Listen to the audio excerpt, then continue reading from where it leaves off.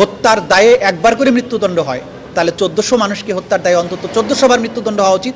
কিন্তু যেহেতু হিউম্যানলি এটা পসিবল না, অন্তত তাকে যদি একবার চরমদণ্ড না দেওয়া হয় এটা অবিচার করা হবে।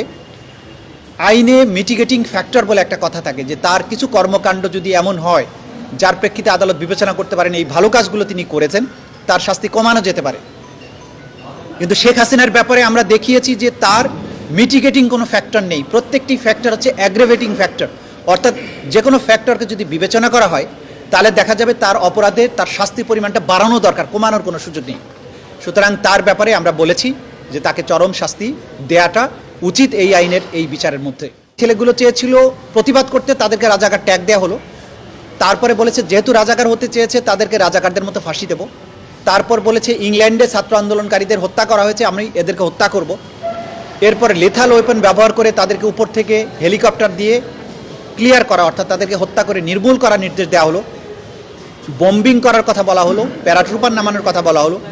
হসপিটালে গিয়ে তিনি বললেন এদের আহতদেরকে চিকিৎসা যেন না দেওয়া হয়, তাদেরকে অন্য জায়গায় যাতে রিলিজ নিয়ে গিয়ে ট্রিটমেন্ট করতে না পারে, এখানে ধুকে ধুকে মারা যায়, সে ব্যাপারে যে নির্দেশনা দেয়া, যেটা আমরা শুরুতেও বলেছিলাম সাক্ষীদের মাধ্যমে প্রমাণিত হয়েছে। তার এই জিঘাংসার মনোবৃত্তি এবং তার পেছনের যে চরিত্র সেগুলো তুলে ধরেছি। ঘটনা ঘটার পরে বাংলাদেশ থেকে অপরাধ সংগঠনের পরে পালিয়ে যাওয়ার পরেও ভারত থেকে তিনি ক্রমাগত এই আন্দোলনকারীদেরকে তিনি হত্যার হুমকি দিয়েছেন।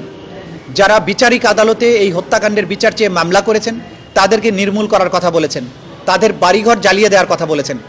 বোঝা যাচ্ছে যে হত্যাকাণ্ড এতগুলো মানুষ মেরে মানবতা বিরোধী অপরাধ করার পরেও তার মধ্যে ন্যূনতম অনুশোচনা নেই।